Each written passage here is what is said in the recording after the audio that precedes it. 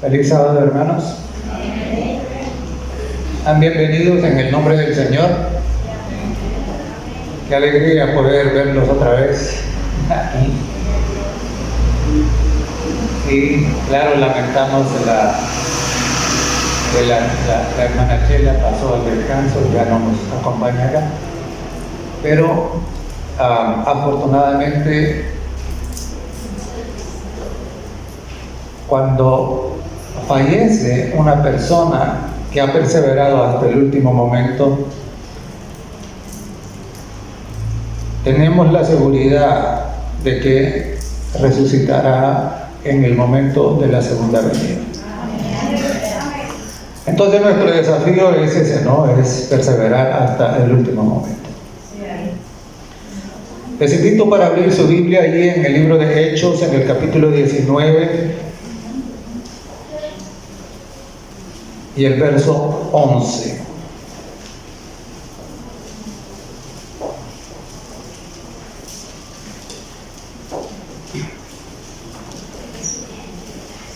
Hechos 19, 11. Dice así la palabra del Señor. Y hacía Dios milagros extraordinarios por mano de Pablo. Y, hermanos, la Biblia está llena de milagros. Nosotros decimos la Biblia, en realidad no es la Biblia, es la historia. Porque la Biblia es el registro de lo que ha pasado con el pueblo de Dios a través de los años. Entonces, a través de toda la historia ha ocurrido una inmensa cantidad de milagros. Y entonces conviene que nos preguntemos, pero ¿y qué es un milagro? ¿Qué es eso?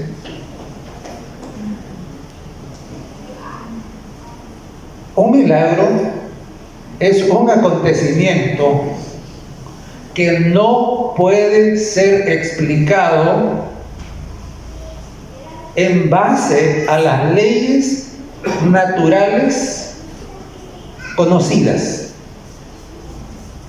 Es decir, que un milagro es algo que ocurre como resultado de la intervención de un poder sobrenatural. Por ejemplo, ¿es natural que una persona pueda caminar por el agua sin hundirse? Eso no es natural. Entonces, si alguien camina sobre el agua sin hundirse,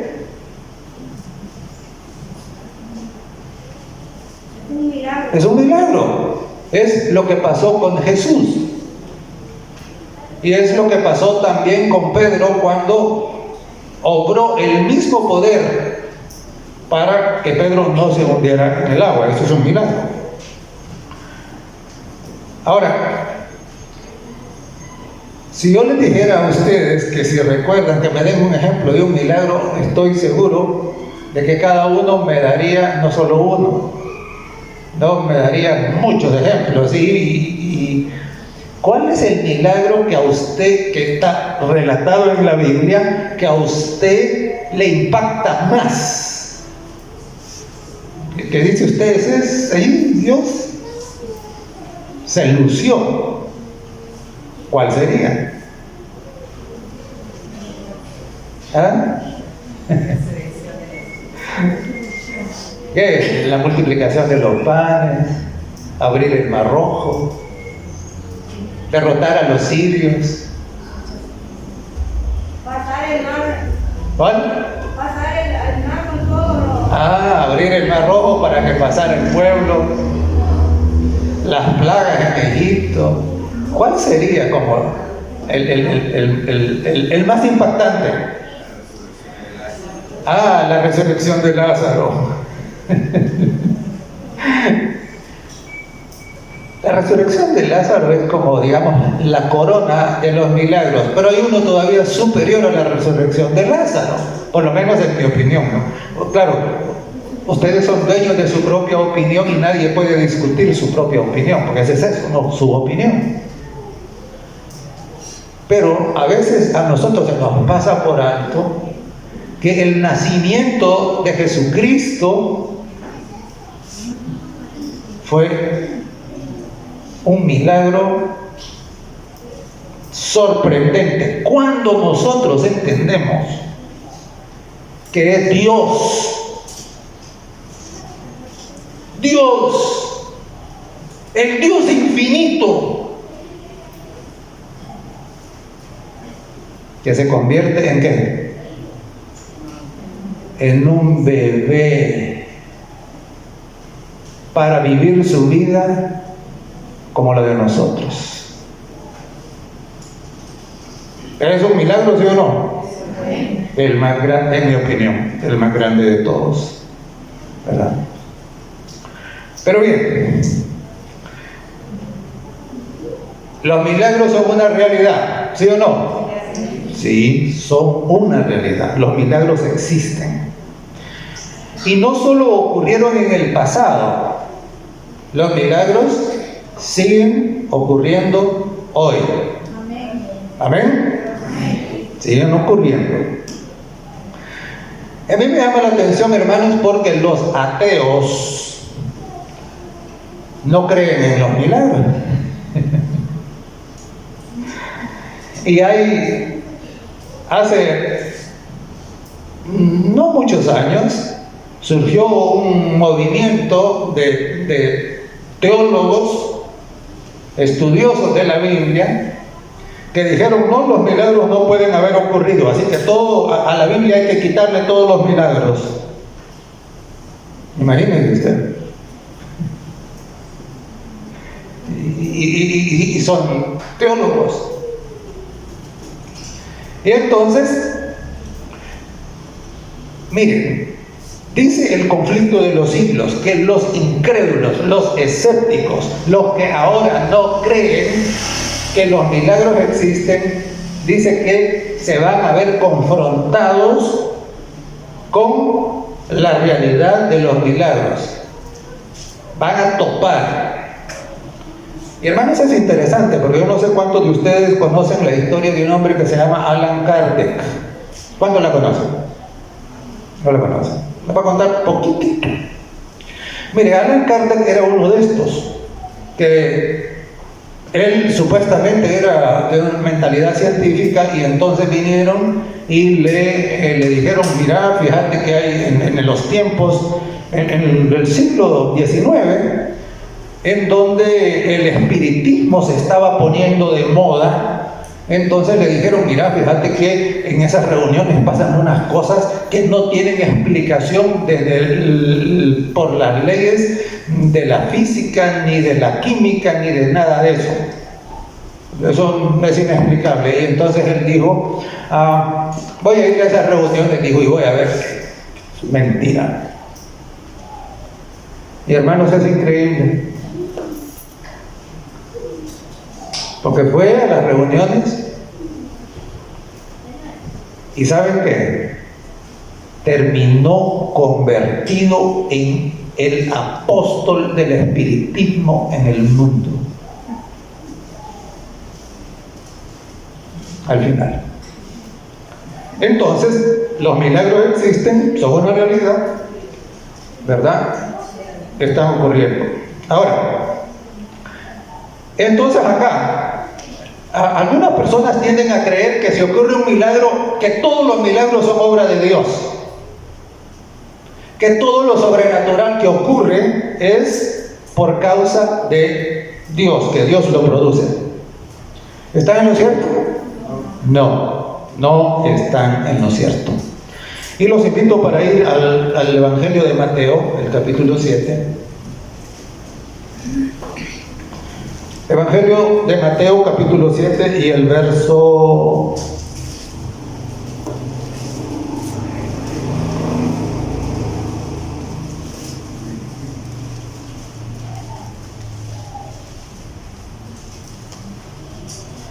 Mateo 7 y verso 22. Dice así la palabra del Señor. Muchos me dirán en aquel día: Señor, Señor, ¿no profetizamos en tu nombre?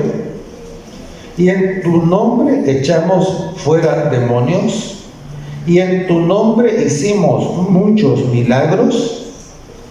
Y entonces les declararé: nunca os conocí, apartados de mí, hacedores de maldad. Oh. Entonces aquí tenemos nosotros un grupo que había hecho milagros.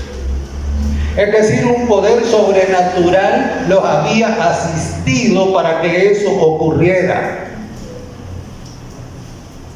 Sin embargo, dice Jesús que Él nunca los conoció y que ellos eran hacedores de maldad y que Él no quiere nada que ver con ellos. Por eso le dice: apartados de mí. Ahora la pregunta es: ¿y ese poder sobrenatural que les permitió a esta gente hacer esos milagros, de dónde venía entonces? ¿De dónde venía? De Dios. Ah, de Satanás. De Dios. No podía venir de otro lado. Venía de Satanás, porque Jesús les dice claro: apártense de mí, hacedores de maldad. Yo a ustedes no los conozco. Hermanos, cuando nosotros vamos a Apocalipsis al capítulo 16 y el verso 14, no vamos a leerlo porque ya ustedes lo saben de memoria. Ahí que dice que los espíritus a manera de ranas que salen de la boca de la bestia, del falso profeta y del dragón, son espíritus de demonios que ¿qué hacen? Dicen que hacen señales, que hacen milagros. Entonces claritamente dice aquí que demonios hacen milagros. Y si nosotros vamos a Éxodo, el capítulo 7, encontramos que cuando Moisés y Aarón van y se presentan ante Faraón, para que Faraón entendiera que estos no eran unos hombres cualquiera, sino que eran unos representantes del Dios que hizo el cielo, la tierra, el mar y las fuentes de las aguas, Aarón suelta la vara. ¿Y qué pasa con la vara? Se hizo serpiente. Ahora no. Y entonces, cuando eso ocurre, ¿qué hace Faraón? Dice ustedes con lo que vienen. A ver, dijo, traigan a los brujos, a los hechiceros. ¿Y qué hicieron los hechiceros? Dice que arrojaron sus varas también. ¿Y qué? Y se hicieron culebras también. Ahora la pregunta es: ¿y quién obró para que eso que hicieron los hechiceros se viera como un milagro? Satanás. ¿Y quién obró para que la vara de Aarón se hiciera la serpiente? Dios. Entonces usted puede ver, hermano, pues, que el poder sobrenatural entonces puede venir de Dios o puede venir de un poder maligno, malvado, y hacer que ocurran milagros mentirosos. Y en 2 Corintios, vamos a leer, hermanos, 2 Corintios capítulo 11.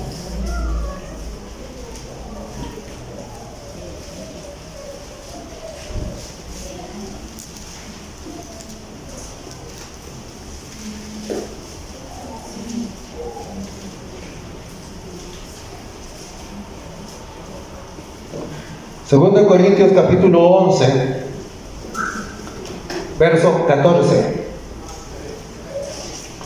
Dice así: y no es maravilla, porque el mismo Satanás se disfraza como ángel de luz. Mire, Vivimos en una época en donde en un montón de grupos religiosos, algunos cristianos y otros no cristianos, aparece gente diciendo, no, si es que a mí Dios me habló y Dios me dijo.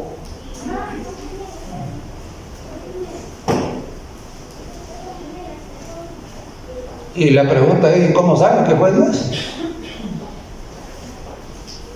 Pero ellos, con solo de que se les haya aparecido ahí algún ente espiritual, ya asumen que fue Dios.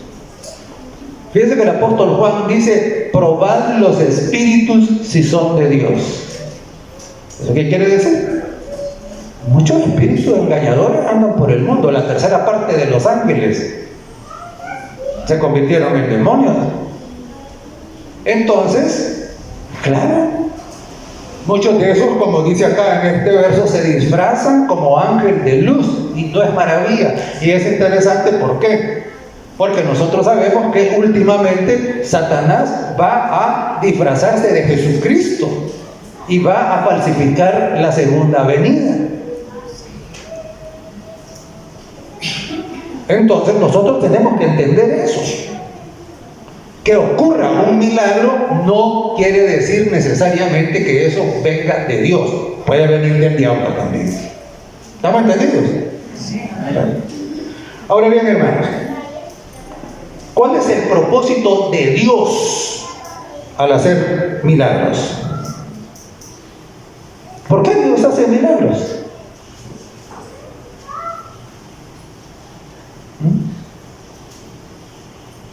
Mire, Dios hace milagros para que nosotros reconozcamos que Él es el Señor, su señorío, para que nosotros entendamos que Él tiene todo el poder, para que nosotros comprendamos sobre todo que Dios es, ¿qué cosa? Amor. Los milagros de Dios ocurren para que entendamos que Él tiene el señorío en el universo, que Él puede hacer absolutamente todo y que nos ama. ¿Cuántos dan gracias a Dios porque los ama? Para eso ocurren los milagros. Y que entendiendo nosotros que Él nos ama tanto, entonces le entreguemos nuestras vidas.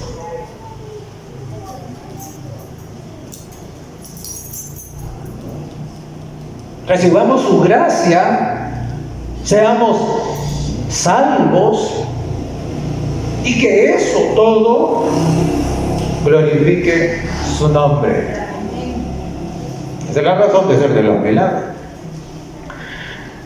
Ahora, hermanos, a veces a mí me da tristeza. ¿Por qué? Porque hay personas que piensan que los milagros ocurren solo para resolverle el problema del momento a la persona. Y hay personas que dicen, mire, por favor, va para la iglesia, ore por mí.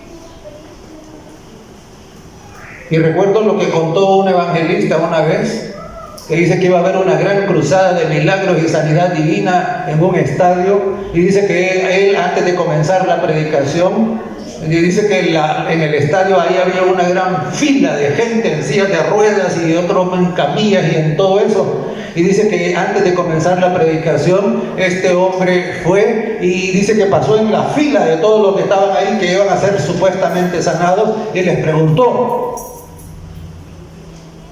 ¿y cuántos de ustedes van a aceptar a Cristo como Salvador? Y dice que no pocos le dijeron, no, si nosotros no hemos venido a eso, nosotros hemos venido para que nos curen. Ahora dígame usted, mire cómo es. Supongamos que a mí me da un cáncer que ya me voy a morir del cáncer. Y entonces vengo yo y le digo al Señor, Señor, por favor, Señor, yo sé que soy un malvado, por favor, perdóname, sáname, por favor. Y entonces el Señor dice, este pobre, miserable, pero a pesar de que es un miserable, yo lo amo, así que lo voy a sanar. Y el Señor me quita el cáncer.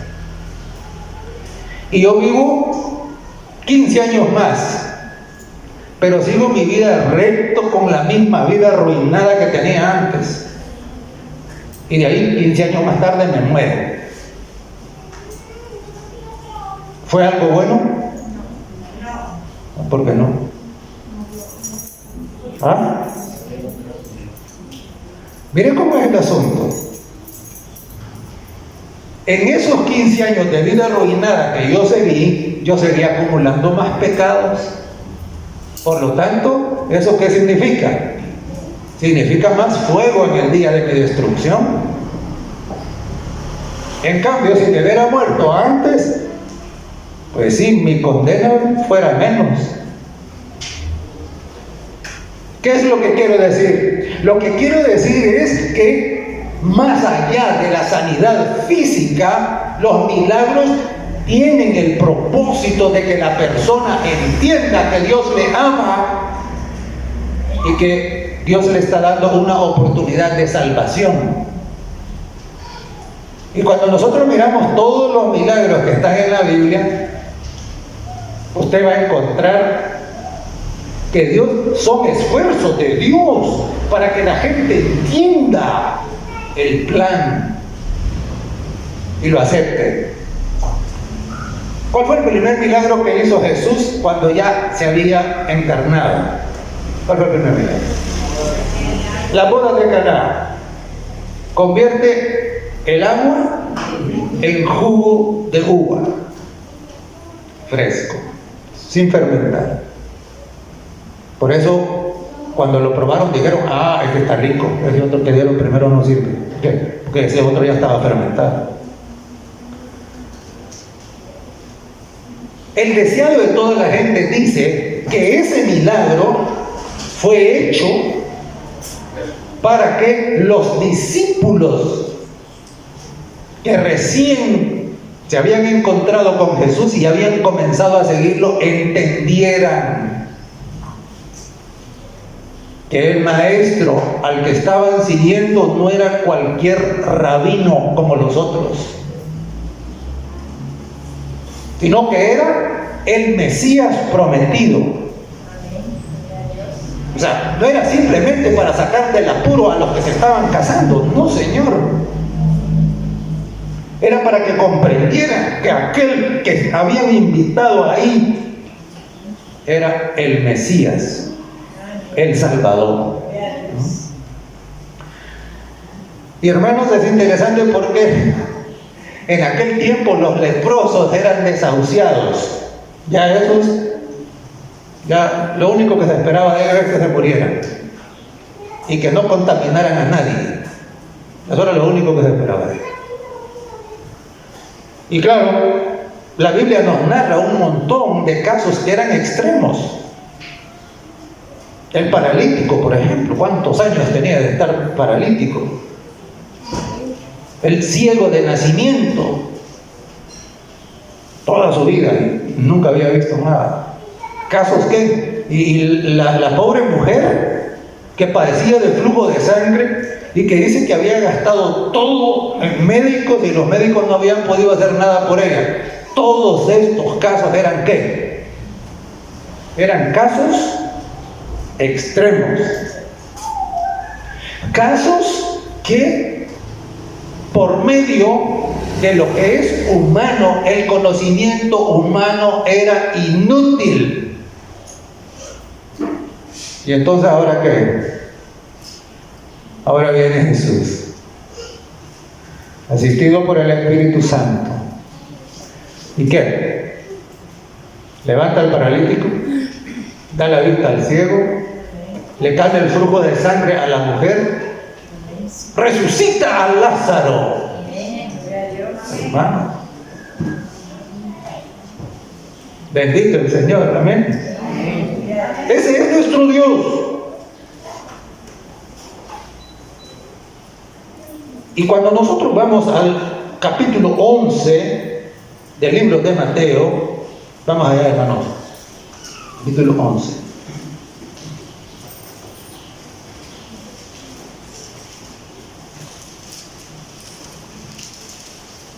Tenemos ahí en el capítulo 11 un párrafo, un pasaje que nos muestra un poquito esto del propósito de Dios al actuar de esta manera. 11, capítulo 20, perdón, versículo 20. Capítulo 11, verso 20. Dice así la palabra del Señor. Entonces comenzó a reconvenir a las ciudades en las cuales había hecho muchos de, ¿qué cosa? Sus milagros. Porque no se habían arrepentido. Entonces los milagros tenían el propósito de que la gente ¿qué? Se arrepintiera. Un milagro que simplemente va a ocurrir allá y no va a causar arrepentimiento es un milagro inútil. Dice que comenzó a reconvenirlos porque no se habían arrepentido, diciendo: ay de ti, Corazín, ay de ti, Betsaida, porque si en Tiro y en Sidón se hubieran hecho los milagros que han sido hechos en vosotras, tiempo ha que se hubieran arrepentido en silicio y en ceniza. Por tanto os digo que en el día del juicio será más tolerable el castigo para Tiro y para Sidón que para vosotras. Es el caso que les decía. Ocurrieron los milagros, pero no se arrepintieron. Entonces acumularon más castigo. Y tú, Capernaum, que eres levantada hasta el cielo. Ahora, interesante. ¿Por qué dice Jesús aquí que Capernaum era levantada hasta el cielo? ¿Por qué?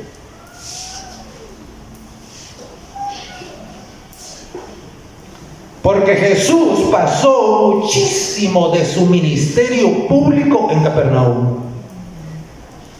Es decir, si hubo una ciudad que tuvo este testimonio poderoso del Señor, fue Capernaum. Y por eso aquí les reclama. Y les dice: y tú, Capernaum, que eres levantada hasta el cielo, mire qué triste lo que sigue, hasta el Hades serás abatida.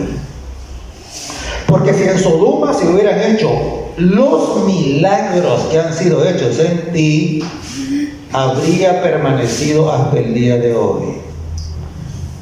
Por tanto, os digo que en el día del juicio será más tolerable el castigo para la tierra de Sodoma que para ti. Entonces, hermanos, miren,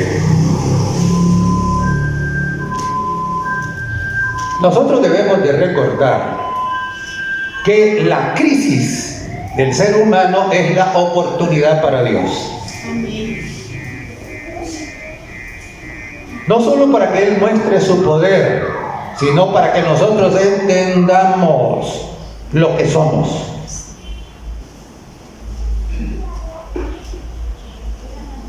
Ni uno solo de nosotros puede mantener latiendo su corazón por su propia cuenta. Ni uno solo. Su corazón y el mío y el de cualquier persona en el mundo laten porque Dios lo sostiene.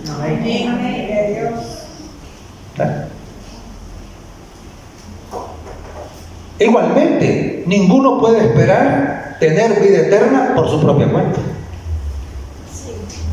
Solamente por medio de Jesucristo. Nadie más. Y entonces, decía nuestra lectura bíblica que Pablo hacía milagros maravillosos. Que Dios hacía milagros maravillosos, extraordinarios, dice, por mano de Pablo. Y a mí me gusta esa historia que cuenta que cuando el barco se hunde y entonces todos los que iban en el barco se quedan nadando y llegan a la isla de Malta y estaba haciendo un gran frío y entonces comienzan a montar un fuego para calentarse y Pablo cuando va a agarrar un leño para echar al fuego, entonces viene una serpiente y lo muerde.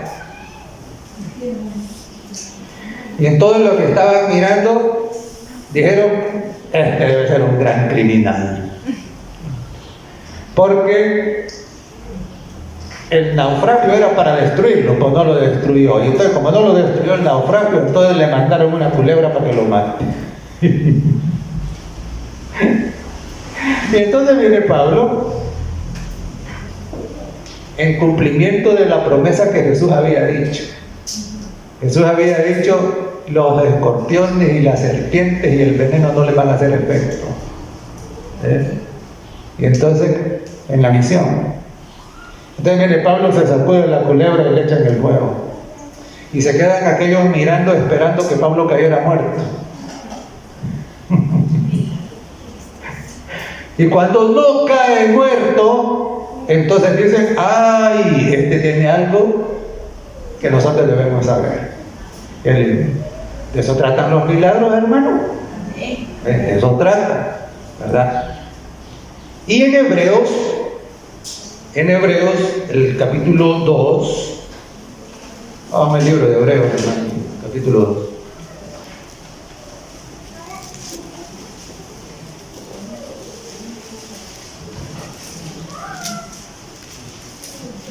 Hebreos capítulo 2.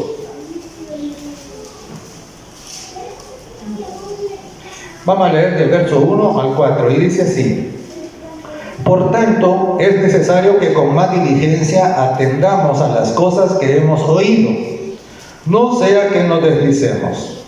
Porque si la palabra dicha por medio de los ángeles fue firme, y toda transgresión y desobediencia recibió justa retribución, aquí está hablando del Sinaí. Verso 3. ¿Cómo escaparemos nosotros si descuidamos una salvación tan grande? La cual, habiendo sido anunciada primeramente por el Señor, nos fue confirmada por los que oyeron, testificando Dios juntamente con ellos con señales y prodigios y diversos milagros y repartimiento del Espíritu Santo según su voluntad. El mundo debía entender, es lo que está diciendo este pasaje, que el mismo poder que hizo que Jesucristo hiciera todos estos milagros extraordinarios era el mismo poder que acompañaba la predicación del Evangelio por medio de Pedro, de Pablo, de Santiago, de Juan y de todos ellos. Aquí está clarito. Dice que testificando Dios, dice, juntamente con ellos. Ellos daban la palabra y Dios daba el poder para que el milagro ocurriera. Y hermanos, aquí nosotros debemos entender, los milagros no ocurren porque alguien tenga poder para hacerlos. El poder le corresponde solamente a Dios. Los milagros ocurren como respuesta. Como respuesta. Y usted lo puede ver en el Evangelio de Juan. Ese milagro maravilloso que le costó la vida a Jesús. La resurrección de Lázaro. Porque ahí dijeron, ya no podemos más, hay que matarlo. Y nos dice la Biblia también que decidieron matar no solamente a Jesús, sino a Lázaro también. Entonces cuando Jesús va a resucitar a Lázaro, ¿qué hace primero? Ora. Y miren lo que dice: Padre, yo sé que siempre me oyes. Yo sé que siempre me oyes. Jesús cuando estuvo acá, estuvo igual que nosotros. Y por eso es que Él oraba mucho. Y lo mismo debemos hacer nosotros, hermanos. lo mismo. Y entonces el Espíritu Santo obraba esas obras portentosas. Eso es lo que nosotros debemos hacer. Entonces, a veces nuestras limitadas mentes humanas se contaminan con la idea de que hay cosas que Dios no puede hacer. Pero vamos al Evangelio de Lucas.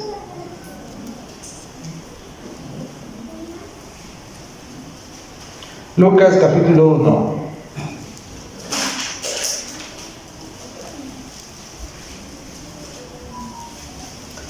Verso 37.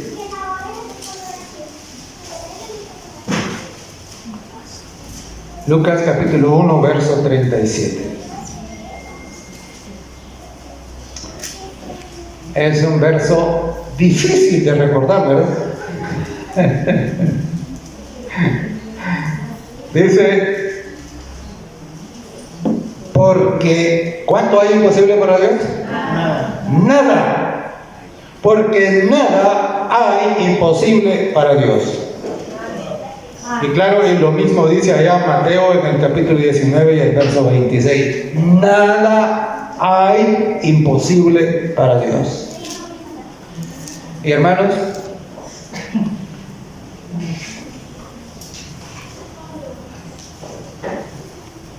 la Biblia es maravillosa, es linda. Y claro, cada capítulo de la Biblia es hermoso.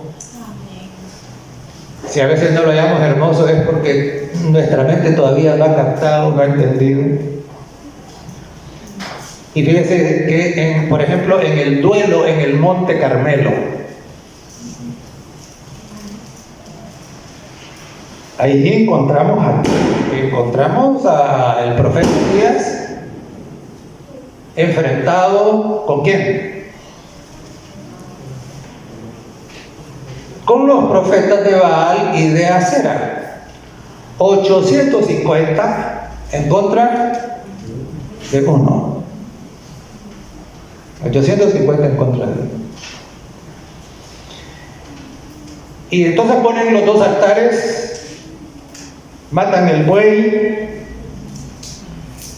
Y es interesante, hermanos, porque ¿usted cree que el diablo estaba ahí pendiente? ¿Ah? ¿Sí o no? Sí estaba. Y el diablo estaba ansioso ¿de qué? De encenderle el fuego a los falsos profetas. ¿Sí o no? Claro. Sin embargo, ¿quién lo tenía a raya? Dios, por supuesto. Hermanos, mire, aquí no se trata de quién es la mayoría, no se trata de eso. Se trata de quién está de parte de Dios. Porque Dios puede poner a raya a los poderes del enemigo. Damos gracias a Dios por eso. Porque aquí el diablo estaba ansioso de echarle un fuego ahí a la leña de aquel. Pero el Señor, bastante. Y entonces, claro, y pasaron toda la mañana y llega hasta la hora del sacrificio de la tarde. Y entonces Elías, el Espíritu Santo le dice: mira, todavía para que esto impacte más a esta gente incrédula, que le echen agua a la leña. Entonces dice que le echaron agua a la leña. Entonces, yo no sé cuántos han tratado de encender un fuego con la leña húmeda. Qué fácil es, ¿verdad? No enciende, hermano. La leña mojada no enciende. La leña verde está húmeda. Pero le echaron cántaros de agua a la leña, la mojaron bien, la empaparon todo. Y entonces Elías, sin necesidad de saltar, de gritar, ni de decir tantas cosas, simplemente ora. Y el Dios Todopoderoso obra el gran milagro. Fuego del cielo. Y aquella leña mojada contra las leyes naturales enciende y consume todo. Hermanos, ¿cuál fue el resultado de ese milagro?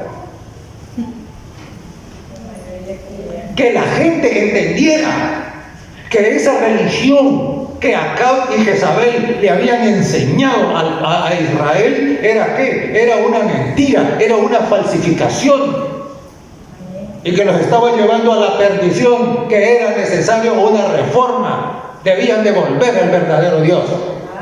Arrepentimiento. Eso buscaba, ¿verdad? Porque siempre ese es el propósito de Dios con los milagros, es que haya arrepentimiento y que volvamos a Él. Ahora, hermanos, al inicio mencionamos que los milagros siguen ocurriendo. ¿Amén? Amén. Sí. Pero es interesante, hermanos, porque hay una cosa que limita los milagros. Vamos al libro de Mateo.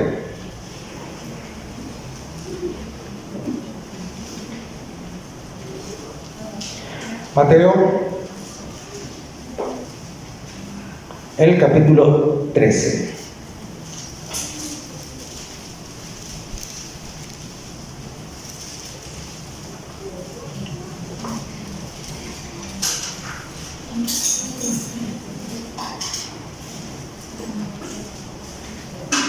Mateo capítulo 13, verso 58. Dice: y no hizo allí muchos milagros. ¿Por qué causa? La incredulidad. Dice: y no hizo ahí muchos milagros por causa de la incredulidad de ellos. Dios tenía el poder. Dios quería hacerlos. Sin embargo, no se lo permitieron. Y hermanos, esta mañana nosotros tenemos que aprender que para Dios no hay nada imposible. Amén.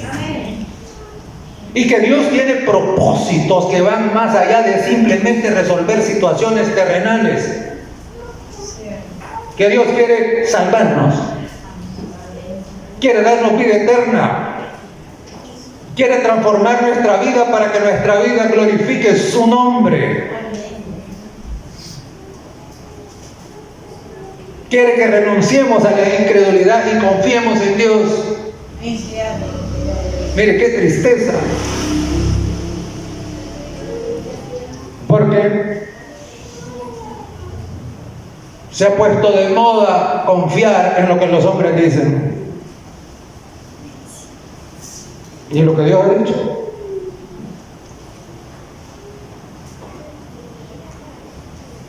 No, pero es que no sé quién dice que no sé qué. Mira, hermano, no importa quién diga que, si eso contradice lo que Dios ha dicho, ese está equivocado. No limitemos a Dios. ¿Sabe que cuando somos incrédulos deshonramos a Dios? ¿Sabía eso? Porque si yo vengo y le digo algo a usted y le hago una promesa a usted y usted no la cree, ¿por qué no la cree? ¿Ah? ¿Y por qué no confía? Bueno, puede ser que no confíe por lo menos por dos razones. Porque digan: no, si este hermano es un mentiroso. O también puede decir: ay, este hermano puede ser que quiera hacer eso, pero no puede, no tiene poder para hacer eso, no tiene dinero para hacer eso. Entonces cuando no creemos lo que estamos diciendo, es que no, es mentira, o no puede. Y hermano, cuando nosotros somos incrédulos a las promesas, a los mandatos que Dios ha dado, eso es lo que estamos diciendo. No, Dios va a bendecir a otro, a mí no, ¿verdad?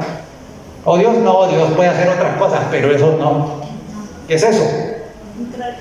Es deshonrar a Dios.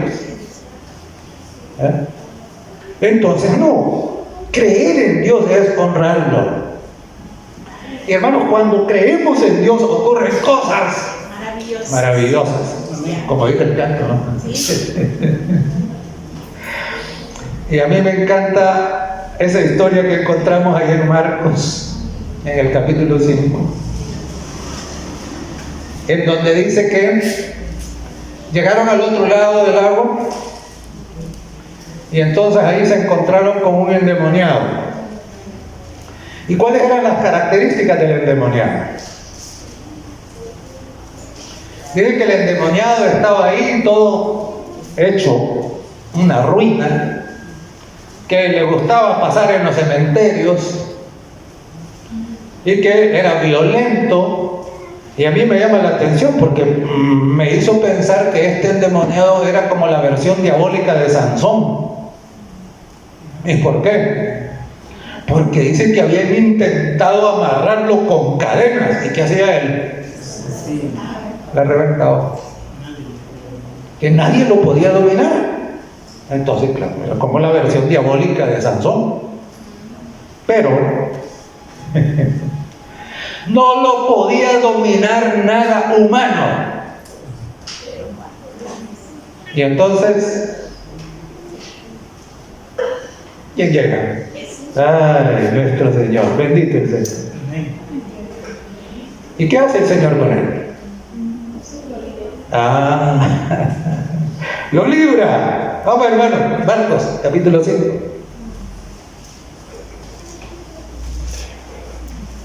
El Señor lo libra. Versos 18 al 20. Dice así: al entrar él en la barca, Jesús, cuando ya Jesús se sube a la barca para regresar, dice, al entrar él en la barca, el que había estado endemoniado le rogaba que le dejase estar con él. Hermano, qué hermoso. De eso se tratan los milagros.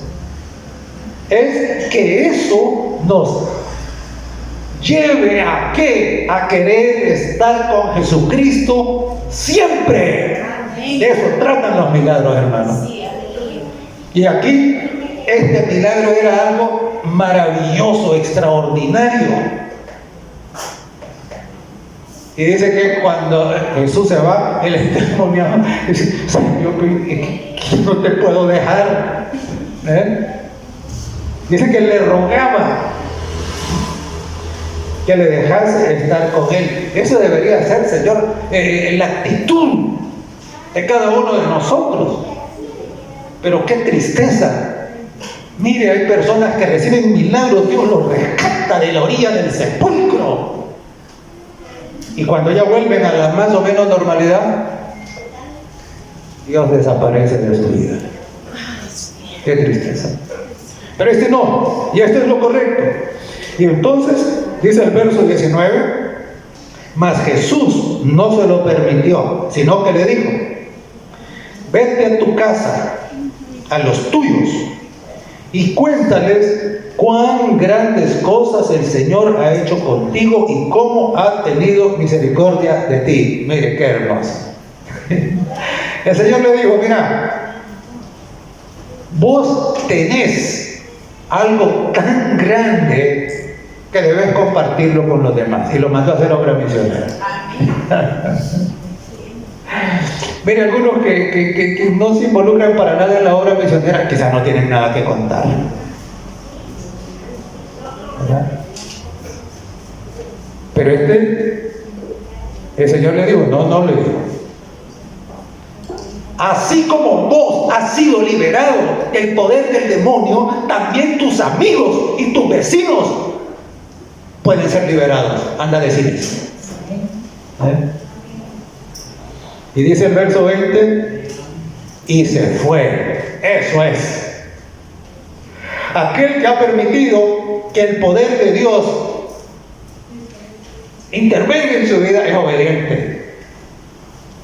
¿Ven? Porque aquí el endemoniado, bueno, ya no era endemoniado, ¿no? Que el hombre arrepentido ahora, él podía haber dicho, no señor, yo no me voy, yo me subo a la barca que sea la fuerza.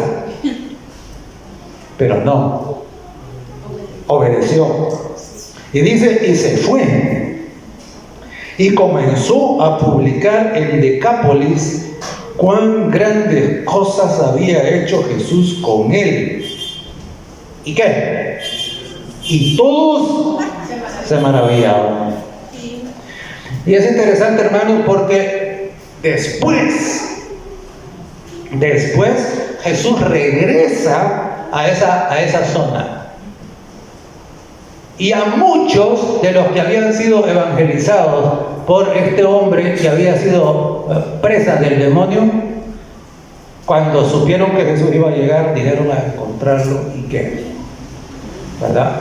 Hubo mucha bendición, porque este que había sido endemoniado preparó el terreno para la siguiente visita que Jesús iba a hacer ahí.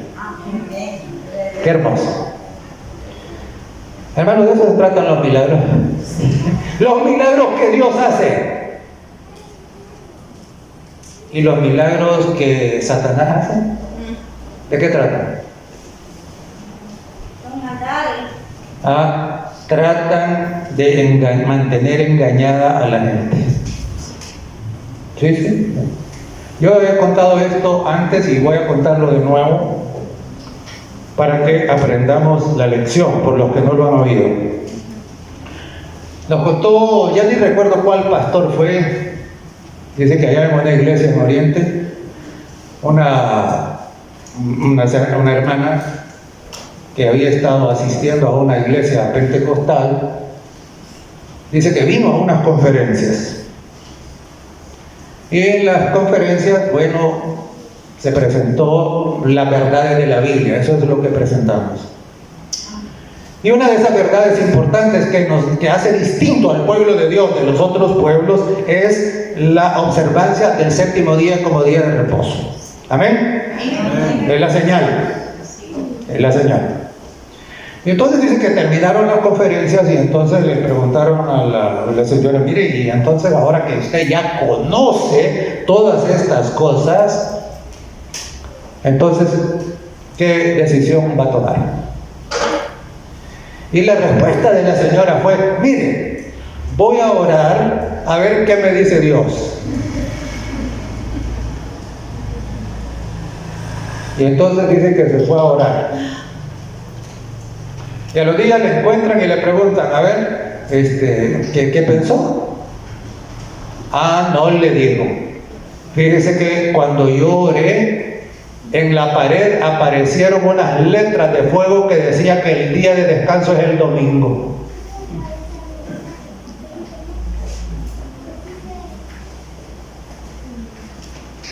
Yo les pregunto, hermano, ¿y quién escribió esas letras de fuego en la pared? Satanás. Satanás. Porque Dios no se contradice. Si Dios ya dijo que el día, su día de reposo es el sábado y punto. Él no le va a decir otra cosa. Entonces, si le aparecen letras de fuego que diga eso, lo contrario, usted ya debe saber que quien escribió esas letras de fuego es el diablo. No lo olviden. Y recuerde, Satanás se disfraza como ángel de luz y él va a falsificar la segunda venida. Y una de las cosas en que vamos a conocer que es Satanás es porque él va a decir que él cambió el día de reposo. Mire, el conflicto de los siglos explica claramente que Satanás va a personificar a Jesús y que va a venir bendiciendo y haciendo milagros y predicando y un montón de cosas, haciéndose pasar por Cristo. Y que Él va a decir: ya no es necesario que guarden el séptimo día, eso quedó en el pasado. Ahora es el domingo el que tienen que guardar. Hermanos, entiéndanlo, ¿verdad? Entonces,